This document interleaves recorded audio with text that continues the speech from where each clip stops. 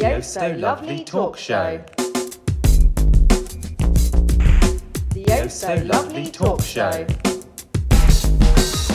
So lovely. Hello. Hello, how are you, Siobhan? I'm really good, thank you. Yeah, me too. What have you been up to? Well, it was 2 months since we last recorded, and I have to say the last 2 months have been an absolute whirlwind. And we were talking about time and sort of living in the moment. And I feel like I've been mashed by time. I'm good. I'm working through it. There's lots of really good stuff going on. Like I've got 3 nominations for awards, one being a community-based award in Brighton, and then 2 business awards within the industry, one for salon design and green salon. So I'm over the moon about that. Absolutely brilliant. You should be. Thank you.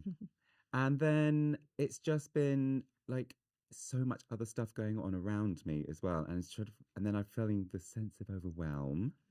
So I've just been kind of just taking each day as it comes. So it's been a bit of a roller coaster. It's been a bit of a roller coaster. I guess what comes with like striving and doing more, as we know, sometimes you can kind of hit a bit of a halt, can't you? Yeah.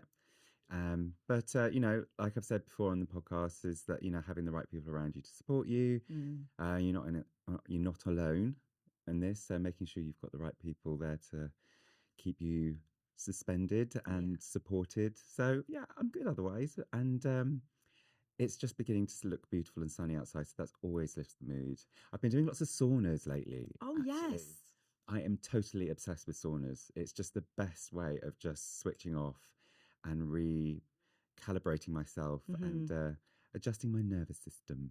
I feel like that's a really good lead into our topic for this week. Yes. So we're going to be talking a little bit about physical health. Yes. I think this is a really important topic, especially within our industry, about how, again, kind of like living in the moment at work. We're people pleasers. We put everybody else before us. Our work is physically challenging as well as mentally challenging. And I think the one thing we quite often do is put everything else before ourselves. And one thing that we do not do enough of is our physical health. And I think it's a really important part of our way of managing our lives. And I know I've mentioned it before. It's like when I feel like I've got a lot going on, actually going for a run really helps me manage those things. So I really feel like our physical health has to be there to be able to support our mental health. How do you feel like your physical sort of lifestyle is at the moment? So actually my physical lifestyle at the moment is really good. Yeah. It's probably the best it's ever been. But it's taken me quite a long time to get there. Bearing in mind I'm 40 now, and I've only I could, you know, honestly say probably in 2026 is the time I've probably got to the point where I'm like, actually, no, this is really good. And I've been thinking a lot about this and as to why that may be. And I think it probably all stems back to when I was younger. So, which always all these things do, don't they? They do. So when I was younger, I was quite slim. And it was always something that people would comment on. And for whatever reason, and now I look at it and I'm like, it is kind of unfair and I don't really understand why it happens. But if someone has maybe, I don't know, anyway, I find it really strange that people feel like they have the authority to comment on anyone's weight. I feel like that just shouldn't be a thing. And I don't know why we feel like we should be able to. I felt like when I was younger, I think there was a bit more of an understanding of not really speaking to people or telling people that they were overweight or overeating. I felt like that was a kind of a known fact. It was spoken about more. Okay, but I was like typically by society standards maybe underweight. Naturally, because I was a very slim, thin girl, and often people would comment on it and ask me questions like, do you eat? Oh, you've been doing too much. Like, you need to slow down. You know, you just need to keep eating. Why are you so skinny? Like, and that used to kind of be said to me quite regularly. And without even realizing it, I had this kind of weird relationship, I think, with exercise, in that I didn't want to do anything that would involve like cardio or anything like that, because I was worried that I would lose weight and look skinnier. And my mindset around it was that, you know, being small was going to make me weaker. So I think that's kind of the history of it. But then when I worked at Headmasters, I worked quite a lot. We did quite a lot of clients. It was quite brutal in some circumstances, the way that, you know, your column was managed. Yeah. You didn't get many breaks. And I think, especially in that time, within the industry, I think that was quite common. Not lunch, you know, no lunch breaks, no breaks at all, often not going to the toilet. I think we've discussed these before. Standing up, probably not standing in the best way, not using cutting stools, you know, affecting your back. And I ended up with really extreme like RSI in my hand. And that meant that I had to step away from work and stop what I was doing. I thought it was like carpal tunnel. So it was all about the fact that I was using my hands a lot. But actually, when I dug deeper, it was that I wasn't actually strong enough in my back. And I needed to have physio to rectify the situation. And thankfully, I had the money and the time and the resources to be able to deal with it. Because again, I know so many people that had to leave the industry because of that. But I just found it quite funny that actually what I was scared of from exercise, when it was going to make me weaker and smaller and not good enough, I guess, was actually the opposite of what I needed. Yeah. So I needed to be stronger and build more weight, actually, and more muscle. So from that point, I started to do yoga, which I think has been really helpful for me. As hairdressers, again, we're standing up all the time. And it's something that I find really strange that as an industry, it's not talked about more. Because yes, we can, when we're young, we can do a lot of things, because actually those pains and those bits that start to kind of cause you issues don't start to happen until you're older. When you're younger, you're also less aware of the fact that you know, things can become challenging, and we often don't support ourselves. And it's only when you get a bit older that you suddenly realize, crap, like I'm in a really sticky situation. And it almost like angers me slightly that within the training system that there isn't more training on that and emphasis on that. And yeah, I know. What do you think about that? I agree. I mean, I think we as an industry have really only just started to sort of really value our own worth anyway, like charging the right prices, etc., etc. But I think that sort of aligns with where we're at now in the industry within our physical health, because I think, you know, going back to a period of sort of time working when it was back-to-back clients and you were probably seeing about 11 people a day one way or another. There's much more of a push to be more one-to-one with clients and actually having that time with the client, but also it means gives you the time to have a break. Do you remember we just never have a lunch break? So it's sort of like, I do totally hear what you're saying. And I think also it's sort of, we are in an industry where our physical image is important, you know, kind of very much there. We're in front of mirrors all the time. And I do think it's always one of those things that, you know, we've had magazines on the table. Do you remember Heat magazine with the circle of shame and stuff like that? Yeah. You know, so our industry has sort of exposed to this quite toxic attitude to physical presentation. So I think, you know, I think the sort of the line of what physical health and looks, what you were saying about you know, being underweight and you know, the thought of doing something that's going to perpetuate that is counteractive. And I think it's one of those things like we're standing in front of mirrors all the time, whether we're actually looking at ourselves or not. We're conscious of our self-image. And I think it was what I find really interesting is actually, soon as I stopped thinking about my physical health being about my looks, but about my mental health, I actually am healthier than I've ever been. But I totally agree with you. I think the whole sort of dynamic of our industry and how that has kind of fed quite a unhealthy attitude towards physical health. And it's all kind of been the wrong route. Totally. And it's, I think, exactly as you said, I think if we've got an idea that this particular look means someone's healthy and this particular means someone's not. It's not. It doesn't really add up because everyone's physique is different. Yeah. And just because someone's skinny doesn't necessarily mean they're healthy. Like looking back at me, you know, I was really slim, but actually my back was about to break effectively. I could hardly hold my own body weight. Do you know what I mean?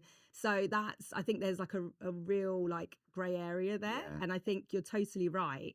I think it's like getting past the just thinking of exercise and movement as just about what you look like. Body image. Yeah, totally. Yeah. And actually like moving it into actually what it does for your mental health and just your general health as well. Yeah. To your question earlier, sorry, I did digress completely. Went on a bit of a tangent. Yeah. But the reason I would say that my physical health is at its best is purely because of that reason. Yeah. So at the beginning of this year, I had like quite a few bits of bad news. And I know myself, I know that I can spiral. I know that how I move through that. And I wanted to act on it before it kind of became an issue.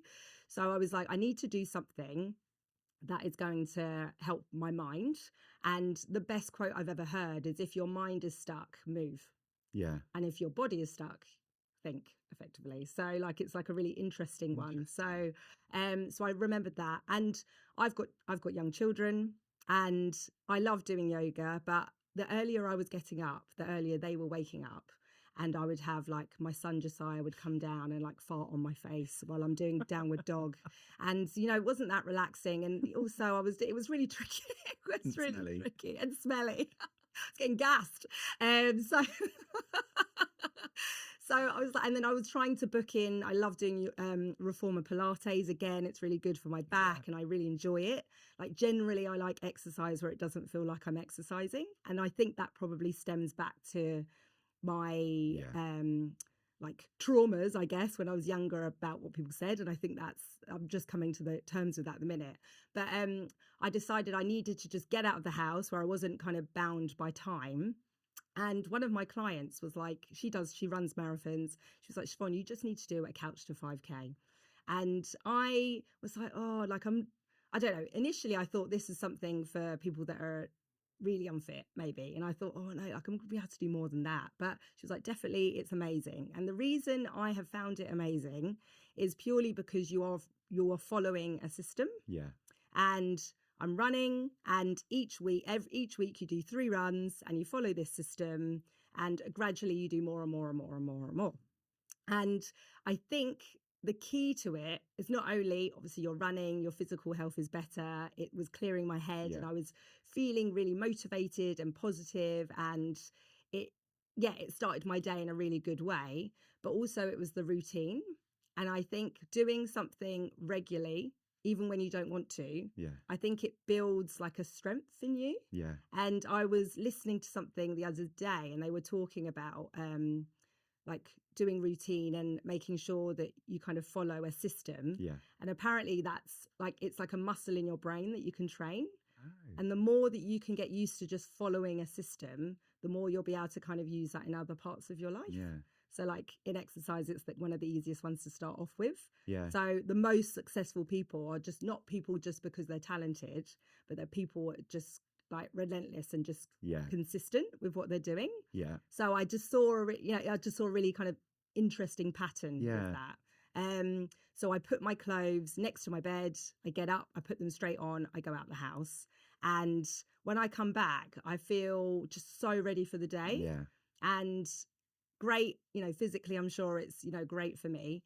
Maybe not my knees, actually. I'm like, oh, might need new trainers. But actually, I feel like if I missed even a day of doing that, I could start spiraling a little bit. Yeah. I am going through a slightly difficult patch, I would say. Yeah. So I'm needing it more than ever. But as you said, I think it's something that's like, again, I think is really important. And it's really hard to do it because I think it comes back to identity. Like if I didn't see myself as a runner. So I'm like, oh, I can't do that. Yeah. People are going to laugh at me. I'm going to look like, what's her name, Phoebe from Friends, when she's like, which I do actually. But instead of, it became less about identity and what people thought. And actually I was like, I'm hitting my own goals and I'm achieving and I'm feeling good. So why would I stop? Yeah, it's so true though. It's like they say there's a phrase that is the hardest weight you'll ever lift is the gym door. It's actually physically making yourself do something, but once you start, Yes. it's easy. Mm-hmm. It's much easier. And I think going back to what you just said about you put your gym clothes or your running clothes next to your bed, so you get up and it's just the process is easy. I do exactly the same. Mm-hmm. I have a space in the spare room where all my gym stuff is, so I don't even have to think about it. Yeah. And all I have to do is make myself get out of bed and go and do it, because you can talk yourself out of it so Totally. easily. Yeah. So easily.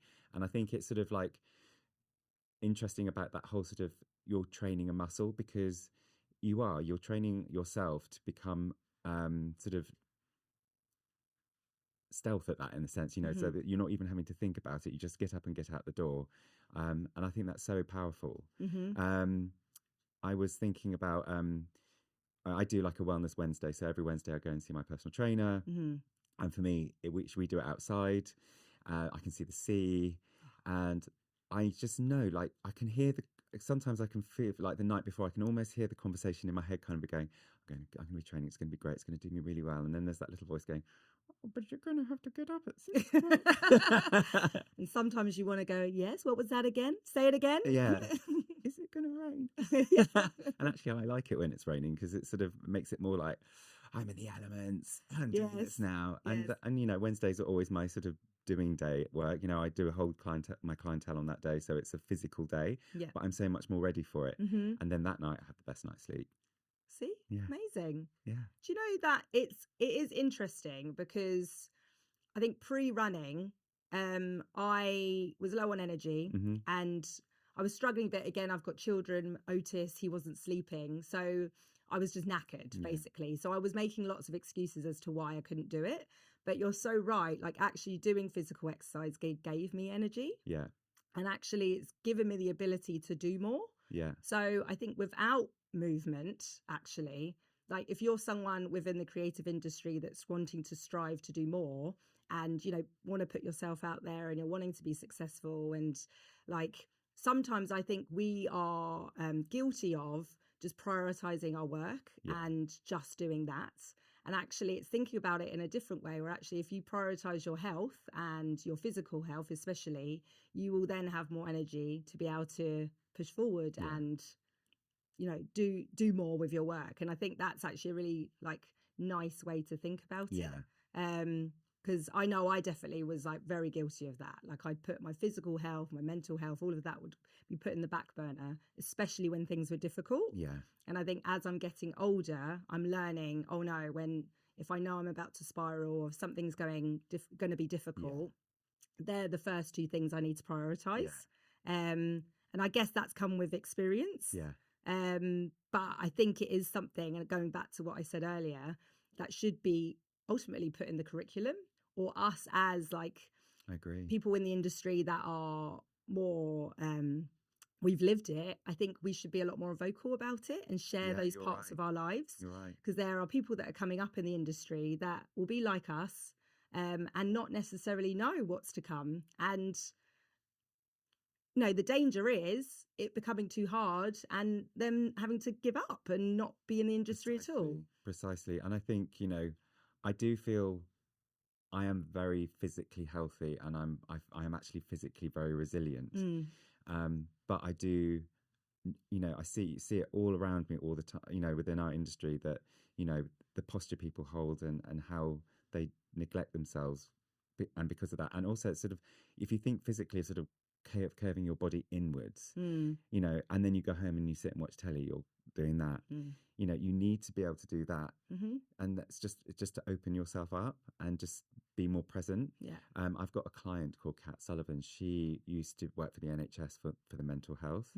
And I think the one thing I want to sort of bring up is that when we talk about physical health, it doesn't necessarily mean you have to go and run a 5K marathon, but it's about actually getting outside and being active. And I love it when she comes in, because we talk a lot about all these things, and it sort of just validates everything.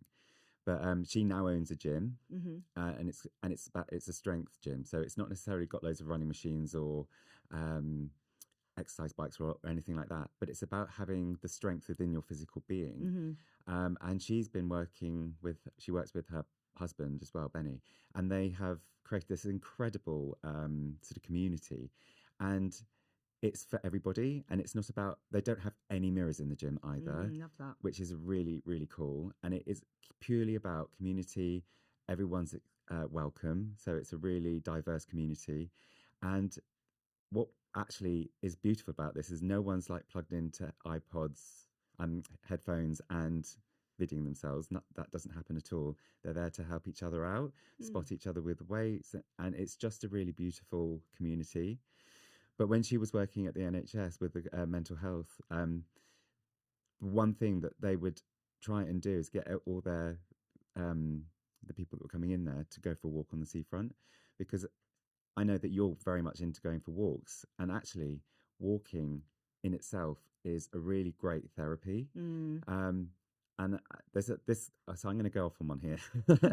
So it's all about being connected to the ground as well. Yeah.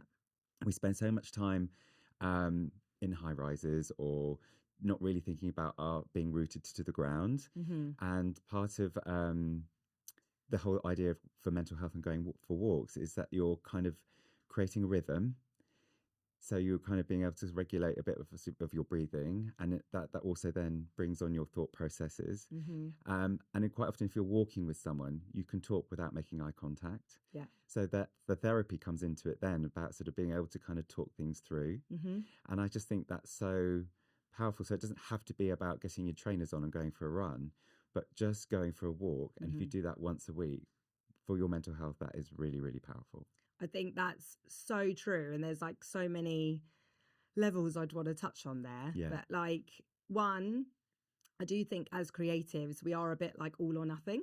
Yeah. So like, you know, you're like, okay, I'm going to join the gym. And when I'm in the gym, I'm just going to be the best person in the gym. Or, you know, I'm going to start running. Now I'm doing a marathon. And that can be daunting. And that's one of the probably big reasons I didn't really go to a gym. Exactly as you said there, I was very intimidated by what people were going to think when they looked at me when I was in the gym. I felt like I wasn't good enough. And so it just stopped me going in at all, which is just annoying and stupid, really. But the place that your client has opened sounds wonderful. Yeah. But also, you're so right. Like, I think one of the main reasons I love walking, and especially like me and my husband walk a lot, is because we are able to speak. And it is something to do with the movement and the eye contact thing. It's just, I don't know, it feels quite freeing. Yeah. Like, it feels like a no judgment area. The conversation seems to flow. I don't know why, but I find that when I'm walking, but also in hot tubs. Do you know the reason behind that? No, I don't. Do you? No. If anyone does, could they please let us know? Please do. Because I can get very prune-like, because I just love sitting in the hot tub. But I think that's something to chatting. do with water. Maybe. I think that's something, there's something very sort of meditative about water. Yes. So I think it's sort of just regulating yourself.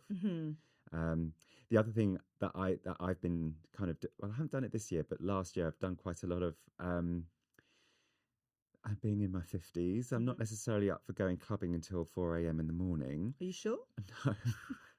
God, it gives me the... You gave it a good shot last night. Yes, I did. Didn't really dance though. But I've been going to sort of day clubs, and I forgot how powerful dancing is. Oh, it's amazing. So again, it's that kind of like exercising that's not exercise. So and I feel like it's just a really, you know, all through my 20s and early 30s, we were out dancing all the time. So true. And it's, you know, like sort of, you've obviously got more energy when you're younger, and then as you grow older, it's much easier to, oh no, I'd much rather have a nice evening in and a meal, which is lovely. But I forgot how freeing dancing is, and it was almost like I've had like an out of body experience with it, because I was just like, oh my God, I really love this. And especially when you're dancing with friends who love to dance as well, you kind of like spur each other on. Yeah, totally. And it was just like, you know, that whole thing I was talking about being sort of closed in, I just really felt like I could feel my body just opening up. And it's just, and it kind of made me think about how important like tribal dances are for sort of communities. and how it pulls the community together. It creates a rhythm. It creates an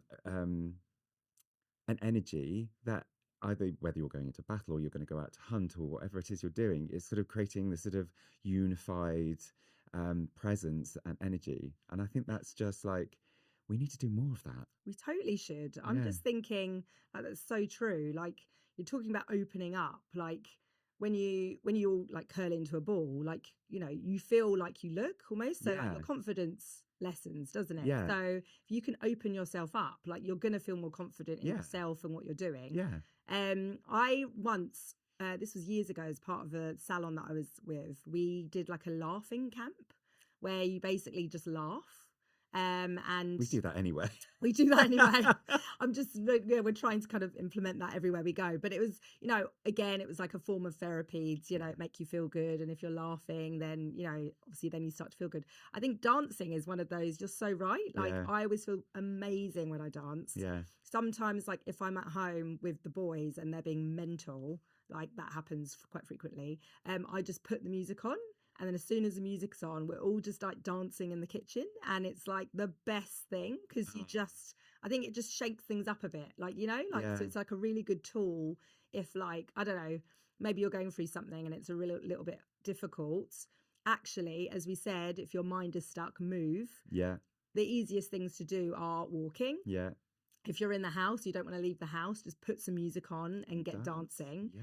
And then, of course, running. Yeah. And they're actually really easy things to do. Yeah. But it's like almost like, how do you remind yourself to do them? Yeah. And I think once it becomes a habit, then, you know, that's Yeah. great. But like, yeah, I think sometimes going back to what we were saying, like we think of physical movement needing to be like a major step Yeah. and building ourselves up to it and Yeah. having to do something like that. And Yeah. actually going, if I'm feeling a bit rubbish, I just need to move in some form. Yeah. Just do something Yeah. actually. And it's keeping that in the back of our minds. It's funny actually because I've got a lovely client called Joe, and her little boy Finn. He comes in and has a haircut. He loves having his hair washed with me. He loves having the whole process, but he's a fidgeter. So we do a little shimmy dance between snips. So we're like, okay, we'll do a little shimmy, shimmy, shimmy, dance, dance, dance. And then I'm like, right, okay, then head down and concentrate. Cut, cut, cut, cut, cut. Okay, you can dance again, and we'll do a little dance. It's so, because children are a really clear like viewpoint of what us as like human beings need before we've been like formed and manipulated by society. So like we obviously now don't act like children do because it's not respectful, respectable, and you know, we've been kind of trained to act in a certain way. If you watch a child and what they do, they're moving all the time. I know. Like they can't stay still. So like that shows that is something that is necessary and what's needed. So, okay. So if we're busy at work, say you're on a shoot or you are in the salon or, you know, you're working on a big project and things are getting really difficult. How do you remind yourself that you need to move, and what things do you think you should be doing? Well, I think it all depends on your environment. I'm going to go back to like a couple of years ago when I was not particularly in a good place. But the one thing I would do is make sure I would go for a walk. Like because I will hands up say sometimes I will not leave the salon door all day. It's we live like the salon's literally 10 minutes from the beach. Yeah. But I think it's just trying to make sure you're tapping out of your day at some point to be able to do it. And whether that's setting a reminder on your phone or just allocating some time in your diary that makes you do that. And even if it's just physically in your column, just to be like, you need to go outside. Yeah. And how long do you think you need? I think 20 minutes is a good the minimum time of doing it, I think, because it's enough to break your routine. The other thing I like to do if I need to leave the shop is there's a fantastic sort of department store which has got loads of secondhand furniture, and I'll make myself go and walk around that, and I get lost in that. But it's just wandering around it. Yeah. And then I guess it's also sort of reminding your teammates to do the same thing. Like if they're having a moment, just go for a walk, just get out there and do it. But I think also just really making sure when you're planning your downtime is that you put that into practice. So making sure like Ollie and I lost our dog nearly 2 years ago, and we barely go for a walk in the countryside anymore because there isn't that physical need to take our dog out. Hmm. But we'll be like, right, let's just walk into town, and we won't necessarily know where we're going, but we'll make sure we'll go walk through the lanes down to the seafront, whether we go left or right towards the marina or to Hove. It's just like, if you think about it too much, Yeah. you can talk yourself out of it. Oh, totally. But I think, like, going back to also just like making sure you're doing those things with your friends that do the same thing. Hmm. And I think that's the sort of support, undivided support from your friends to kind of cheer each other along to do Yeah. that. I think, apparently it can take like years to actually form something that becomes part of your identity. Mm. So until then, it's like trying to build a habit. Yeah. And I think we touched on it earlier, like building a habit is difficult Yeah. if you've got too many distractions around you. So you want to make it as easy as possible. Yeah. So like, as you said, I guess like going through your phone and putting in that like assigned time to do it, and just so it's already in, Yeah. so it's done. Because I think just relying on yourself to just do it, like you're always going to find excuses to do it, not do it, sorry. Which is why the actual putting my gym clothes next to my bed, like really helpful, because then it wasn't a decision I needed to make. Like it was just those decisions that could be quite difficult, and I could talk myself out of it, made it, could be one of the reasons why I wouldn't end up doing it. So I think it's trying to implement that, I think, in your everyday life a bit more. I think there was a quote, I can't remember where I heard it from. It might have been on a podcast. It's like, you always go for the urgent and let go of the necessary, so that you compromise your necessary things, which are the things that you need to do, for things that you feel are urgent. And therefore you're kind of, it's a sort of a self-perpetuating spiral, is that you put what you need last, and don't look after that. And I think that's sort of a really powerful thing, and I think that's definitely been something that's been ringing in my head for the last couple of months. Is like, I'm reacting to the urgent, and not looking at the necessary to keep my mental health and my self level. And I think, like, for me, running is great for my mental health. And even if I've come back from a busy day at work, I'm like, before I even think about it, I'm just going to get my running gear on and go straight out. And don't put any pressure on yourself about whether it's a 3-mile or a 5-mile run, but just literally be like, I'm just going to run until I feel my energy levels right. Yeah, totally. And I think it's also like, it's the darkest time of the year, isn't it? January and February, you were just craving for the sunshine. And it's so much easier to be like, oh, it's sunny. Yeah, just sprint out the door. Oh, for sure. For sure. Things are getting that bit easier now because of the spring is like my favourite time to go. I must say, like, now I'm a runner. That's my identity now. I was just doing it. Actually, as I said, I'm not joking. Like, if you were to watch me run, I will look like Phoebe from Friends. And I'm not going particularly fast. Like, I'm not. Like, the fact that I'm just out there is just like enough for me. Like, I'm like congratulating myself as I run around, which is just, like, great. Obviously, good bit of endorphins there. But it's amazing the amount of people that are running also that will be like, how far are you running? How quick are you going? And what's your pace? And I get it. Like, it is, it's because they're interested. But then sometimes it then suddenly becomes like a competitive thing. And I don't want it to become that for me, because it's meant to be like my bit of freedom. So like when you mentioned going for a run and not setting a distance, I'm like all for that. And I totally get why, it's good to set goals and all of that kind of thing. But because I am using it as a tool just to kind of free my mind, I'm trying to steer away from that a little bit for this part of my life. And I think you achieve more as well if you don't put too much emphasis on it, because sometimes like, oh, the energy is really good right now. I think I can go another 10 minutes. Yeah. You surprise yourself. And then there's times when you're like, oh yeah, I just need to really burn off this energy. And then you're like halfway around the park and you're like, oh God, I've got a stitch. Oh, my ankle. I'm just going to get around the other side and go home. Like crawling back. That ain't good physical health mentality, that. So you talked about your kids. I think also like we're talking about upbringing and stuff like that, and your kids are very active and you go out for walks. I mean, are they generally wanting to be outward bounds, or do you feel like they love the outside? They do. Well, they love the outside. If they're in the inside, they're literally climbing the walls. Yeah. Which is why I either then need to put the music on really loud and make them dance, which we all love. And just like you, I hadn't done much dancing apart from my clubbing days. Yeah. So it's like, oh yeah, reminder of like how amazing it is. Or we get outside, and Josiah runs constantly. He's like wanting to run and wanting to race me. So like that's kind of also like spurred me on, because I want to be fit and able to do those things with him. Otis is generally like running in the other direction. So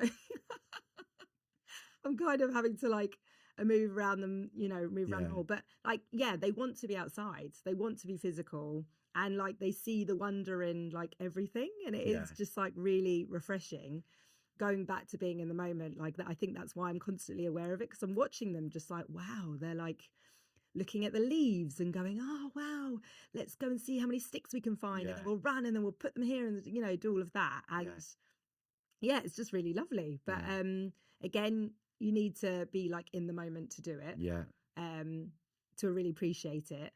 And often we're not. So again, if I go for a walk, I try not to take my phone out my pocket. If I go for a run, I use it for music, but I'm not really looking at it.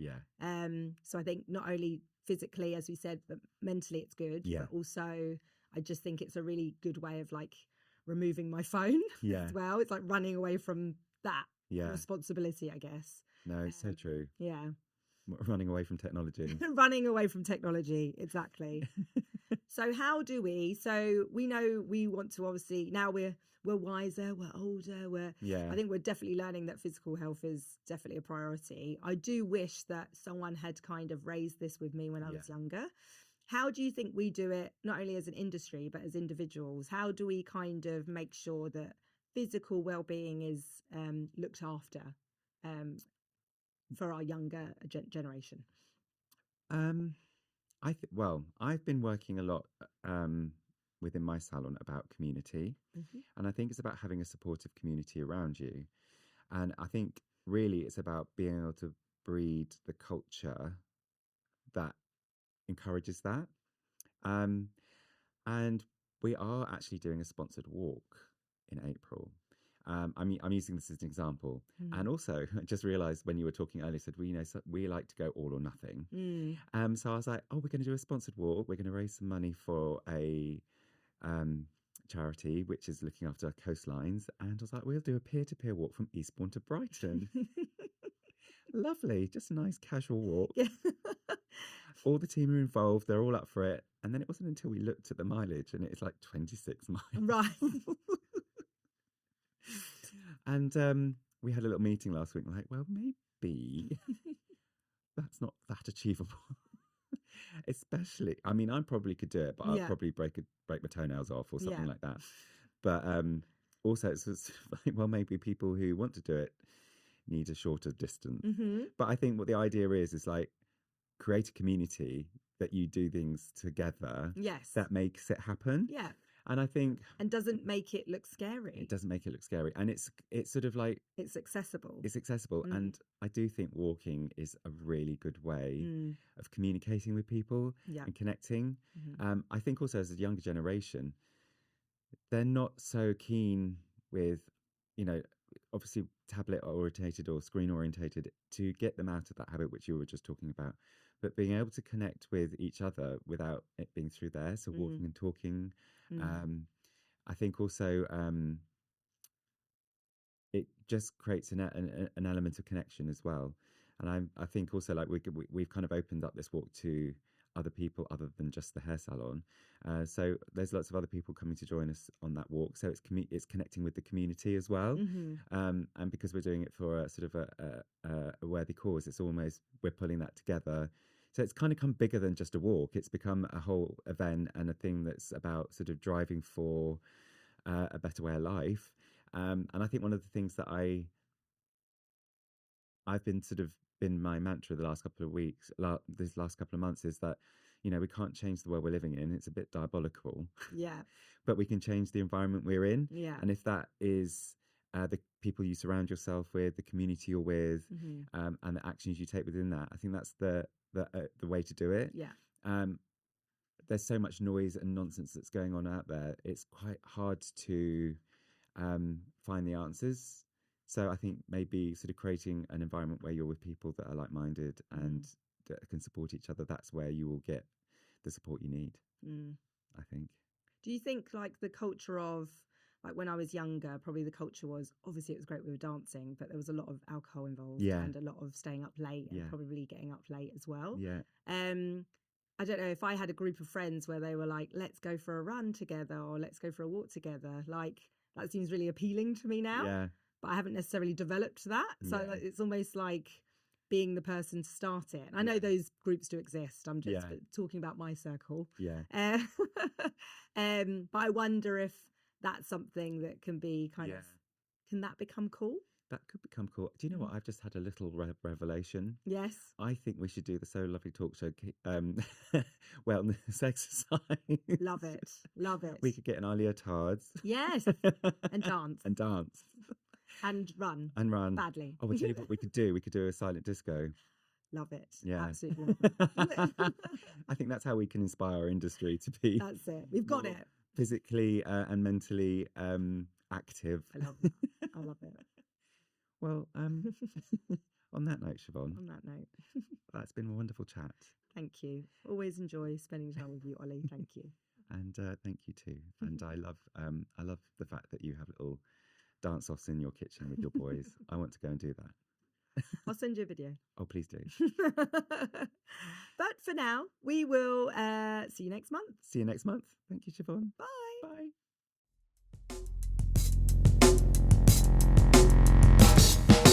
The Oh So Lovely Talk Show. The Oh So Lovely Talk Show. So lovely.